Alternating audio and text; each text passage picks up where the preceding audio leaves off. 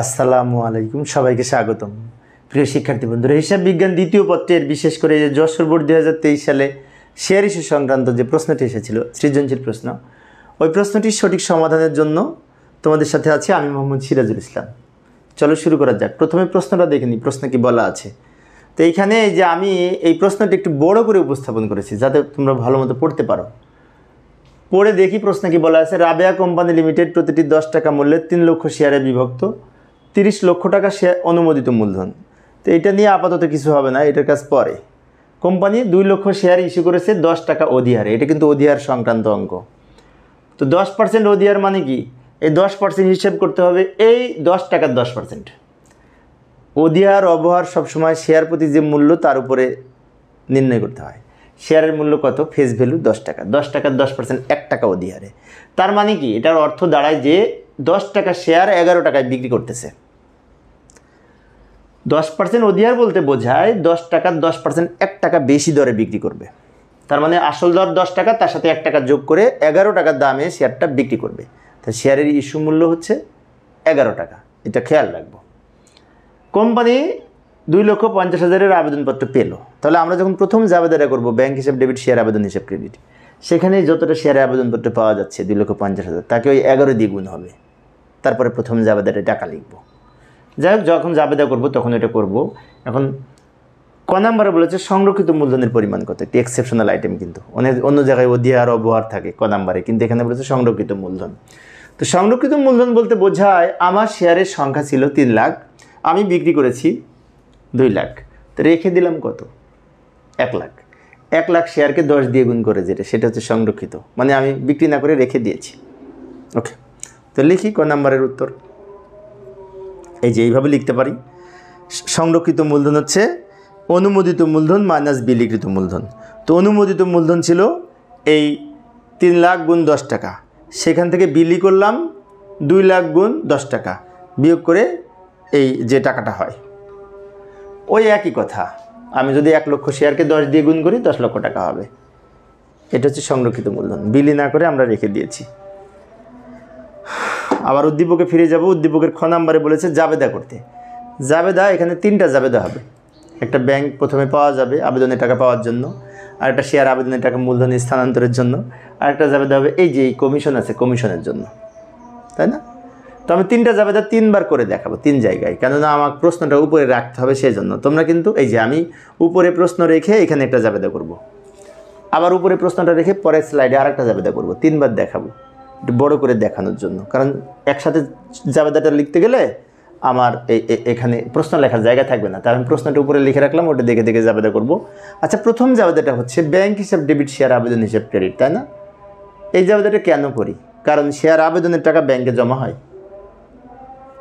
তো আমরা জাবেদা করবো তাহলে ব্যাংক হিসাব ডেবিট, শেয়ার আবেদন হিসাব ক্রেডিট। টাকা লিখবো ওই যে কিছুক্ষণ আগে বললাম, যতটি শেয়ারের আবেদনপত্র পাওয়া যাচ্ছে 2,50,000-কে গুণ করব 11 টাকা দিয়ে। 10 টাকা আর ওই 1 টাকা অবহার, 11 টাকা দিয়ে গুণ হবে।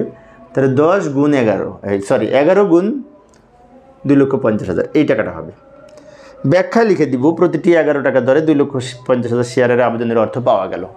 এই কথাটা ব্যাখ্যায় লিখে দিব। এখন অনেক শিক্ষার্থীর মনে হতে পারে ব্যাখ্যা লিখতে বলেনি, তো ব্যাখ্যা লিখতে নিষেধও করেনি, তাই কিছু না বললে ব্যাখ্যা লিখব, কারণ ব্যাখ্যা জাবেদার একটি অংশ। আর যদি বলে ব্যাখ্যা ছাড়া, তাহলে ব্যাখ্যা লেখার দরকার নেই। তো যাই হোক, একটা জাবেদা হলো। পরের জাবেদায় এই যে শেয়ার আবেদন এখানে ক্রেডিট করেছি না, পরের জাবেদায় শেয়ার আবেদন ডেবিট করব। কারণ এই শেয়ার আবেদনের টাকা যদি মূলধনে স্থানান্তর করি তার শেয়ার আবেদনটা বাতিল করতে হবে। সেই জন্য আমরা পরের জাবেদাটা যখন করব তখন এই শেয়ার আবেদন হিসাব ডেবিট করব, সেম টাকা, ওই টাকাটাই। শেয়ার আবেদন হিসাব কেন ডেবিট হলো? কিছুক্ষণ আগে যে শেয়ার আবেদন ক্রেডিট ছিল ওটা বাতিল করে দিলাম। বাতিল করে দেওয়ার ফলে এই টাকাটা স্থানান্তর করতে হবে। কোথায় স্থানান্তর করব? এই টাকাটা 3 জায়গায় স্থানান্তর করব। এই টাকার মধ্যে 3 ধরনের টাকা আছে। একটা আছে মূলধনের টাকা, আরেকটা আছে অধিহারের টাকা, আরেকটা আছে অতিরিক্ত ফেরতের জন্য টাকা। তো 3টা ক্রেডিট হবে। মূলধন হিসাব ক্রেডিট করব, শেয়ার মূলধন হিসাব। শেয়ার মূলধন হিসাবে যেহেতু স্থানান্তর করব, মূলধন হিসাব বৃদ্ধি পাবে। শেয়ার মূলধন মালিকানা সত্ত্ব বৃদ্ধি পেলে ক্রেডিট। তারপর শেয়ার অধিহার হিসাব ক্রেডিট করব, অধিহার বৃদ্ধি পেলে অধিহার মালিকানা সত্ত্ব, অধিহারও ক্রেডিট। আর অতিরিক্ত টাকা ফেরত দিব, ফেরত দেওয়ার জন্য ব্যাংক ক্রেডিট। ব্যাংকের ফেরত দিলে ব্যাংক ব্যাংকে জমা কমে যাবে, ব্যাংক থেকে তো ফেরত চলে যাবে, সেজন্য ব্যাংক হিসাব ক্রেডিট। এবার টাকা কিভাবে লিখব? এখানে একটি কথা বলে রাখি, অনেক শিক্ষার্থী জাবেদা করতে পারে একটা ডেবিট 3টা ক্রেডিট, এইভাবে মুখস্থ করে করতে পারে, কিন্তু প্রবলেম হচ্ছে টাকা লিখতে প্রবলেম হয়। তা টাকাটা একটু ভালো করে বুঝি। প্রথমে আমরা যতটি শেয়ার ইস্যু করেছি বা বিলি করেছি, সে বিলিকৃত শেয়ারের সংখ্যা দিয়ে আসল যে 10 টাকা এটা দিয়ে গুণ করে মূলধনে টাকা বলবে। মূলধনের সবসময় আসল মূল্য বলবে। তাহলে 10 দিয়ে গুণ হবে, এই 2 লক্ষ শেয়ার বিলি করেছিলাম, 2 লক্ষ শেয়ার, তাহলে হবে এই 20 লক্ষ টাকা। অধিহারে হবে 1 দিয়ে গুণ হবে, 1 টাকা অধিহার, 10 টাকার 10%, তো 1 টাকা অধিহার, 1 টাকা গুণ ওই 2 লক্ষ শেয়ার। মূলধন আর অধিহারে সেম শেয়ার হবে, 2 লক্ষ শেয়ার হবে, কিন্তু মূলধনে যাবে আসল টাকা, শেয়ার অধিহারে যাবে শেয়ার অধিহারের টাকা। এই বিষয়টা কিন্তু খেয়াল রাখবো। তাই শেয়ার অধিহারে যাবে 1 দিয়ে গুণ হবে, এই যে 10 টাকার 10%, 1 টাকা দিয়ে গুণ হবে 2 লক্ষ, তো 2 লক্ষ টাকা হবে। আর ব্যাংকে হবে আমি যতটা ফেরত দিব, পেয়েছিলাম 2,50,000, আমি বিলি করতে পারতেছি 2 লক্ষ, তাহলে বিলি করতে পারতেছি না 50,000 শেয়ার, ওটা বেশি পেয়েছি, যে 50,000 শেয়ার বেশি পেয়েছি ওটা ফেরত দিব। আমি 50,000 শেয়ার লিখলে হবে না, টাকা লিখতে হবে। তা 50,000 শেয়ার দিয়ে গুণ হবে 11 টাকা, কারণ 11 টাকায় করে তো উনি জমা দিয়েছে, ফেরত দেওয়ার সময় 11 টাকায় দিব, তাই না? অধিহার সহ 11 টাকা, 11 গুণ 50 সম্ভবত 5,50,000 টাকা হবে কি না, সম্ভবত 5,50,000। এই হচ্ছে যাবে টাকা। আবার অনেকে এই টাকাটা অন্যভাবে বের করে থাকে, সেটি হচ্ছে এই টাকা থেকে এইটা 2টা মাইনাস করেও এটা পাওয়া যায়। ব্যাখ্যা লিখব, শেয়ার আবেদনের অর্থ মূলধন এবং শেয়ার অধিহার হিসেবে স্থানান্তর করা হলো। এইখানে আরেকটা জাবেদা আছে, সেটা হচ্ছে এইখানে অবশ্যই সেটা নাই, আমি আংশিক নিয়ে এসেছি উদ্দীপকের, এখানে সবটুকু আনি নাই। তো এখানে আরেকটা হিসাব ছিল, সেটা হচ্ছে যে কমিশন, অবলোককের কমিশন প্রদান করেছে শেয়ার প্রতি একটা টাকা ছিল, সেটা নিয়ে আরেকটা জাবেদা হবে। ওই জাবেদাটাও আমি পরের স্লাইডে দেখাচ্ছি। ওই যে আমি বারবার একটি বিষয় বলছি, আমি আলাদা আলাদা জাবেদা করে দেখাচ্ছি। তোমরা 3টা জাবেদা, 3টা হোক 4টা হোক, যতটা জাবেদা হোক না কেন, তোমরা এক ছকের মধ্যে বলবে। আমি বোঝানোর জন্য, উপরে প্রশ্নটা রাখার জন্য আলাদা আলাদা করে ছক অঙ্কন করে দেখাচ্ছি। শেষের জাবেদাটা হবে এই যে এখন নিয়ে এসেছি, দায়িত্ব গ্রহণের জন্য অবলেখকের কমিশন 60 পয়সা করে প্রদান করা হয়। 60 পয়সা কমিশন কোনটা দিয়ে গুণ করব? এই 2 লক্ষ শেয়ারকে, যতটি শেয়ার বিলি করেছিলাম। একটি বিষয় বলে রাখি, আমরা যখন কমিশন ধার্য করব তখনও কিন্তু যতটা বিলি করেছি সেটা দিয়ে গুণ করব। আমরা যখন মূলধনের টাকা লিখব তখনও কিন্তু যতটি শেয়ার বিলি করেছি সেটা দিয়ে গুণ করব। আমরা যখন অধিহারে টাকা লিখব, অবহারে টাকা লিখব, তখনও কিন্তু যতটি শেয়ার বিলি করেছি তত দিয়ে গুণ করব।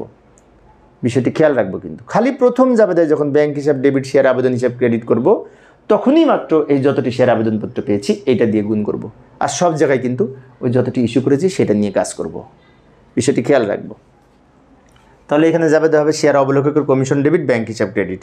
অবলোককের কমিশন সম্পদ, অলিক সম্পদ বৃদ্ধি পেলে ডেবিট, আর ব্যাংকে জমা কমে যাবে তা ব্যাংক হিসাব ক্রেডিট। টাকা লিখব 2 লক্ষ গুণ 60 পয়সা, সম্ভবত 1,20,000 হবে। ব্যাখ্যা লিখব, শেয়ার অবলোককের কমিশন পরিশোধ করা হলো। শেয়ার অবলোককের দস্তুরি, মানে দস্তুরির ইংরেজি হচ্ছে কমিশন। এই হচ্ছে 3টা জাবেদা। জাবেদা শেষ। আমরা এখন আবার উদ্দীপকে যাব। উদ্দীপকের গ্রহণে বলেছে আর্থিক অবস্থার বিবরণী প্রস্তুত করো, যেখানে বলে দিয়েছে ব্যাংক জমার উদ্বৃত্ত এই 20,80,000 টাকা। এই ব্যাংক জমার উদ্বৃত্ত প্রশ্নে বলা না থাকলেও কিন্তু আমরা জাবেদা থেকে ব্যাংকের ডেবিট থেকে ক্রেডিট 2টা বিয়োগ করে ব্যাংক জমার পরিমাণ বের করতে পারি। এখানে বলে দিয়েছে, তাই এটা নিয়ে করব। প্রশ্নে বলে দিয়েছে, যাই সমাধানের চেষ্টা করি। প্রথমে ছক অঙ্কন করব। ছক তো এইভাবে অঙ্কন করতে হয়, তাই না? বিবরণ, বিস্তারিত টাকা, পরিমাণ টাকা। এরপরে লিখব সম্পদসমূহ। স্থায়ী সম্পদ নেই, তাই চলতি সম্পদ। চলতি সম্পদ আছে ব্যাংক জমার উদ্বৃত্ত, প্রশ্নে দেওয়া আছে 20,80,000 না কত যেন, ওইটা মনে হয়। এই যে প্রশ্নে দেওয়া আছে 20,80,000 টাকা। আচ্ছা, আর একটা অলিক সম্পদ আছে। অলিক সম্পদের আর এক নাম অসমন্বিত ব্যয়, এর আর এক নাম অবাস্তব সম্পদ, এর আর এক নাম ভুয়া সম্পদ। ভুয়া তো আমরা এত কিছু না বলে অসমন্বিত ব্যয় বললেই হবে, সমস্যা নেই। অসমন্বিত ব্যয়ের মধ্যে আছে এই যে অবলোককের কমিশন। অবলোককের কমিশনটা আমরা লাস্ট জাবেদায় করেছিলাম, মনে আছে? 1,20,000 টাকা হয়েছিল, ওইটা লিখব। এই দুটো যোগ করে এখানে লিখব।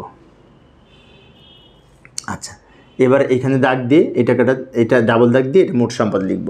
তা আমাদের অবলোককের কমিশন আর চলতি সম্পদ যোগ করে এটা হলো।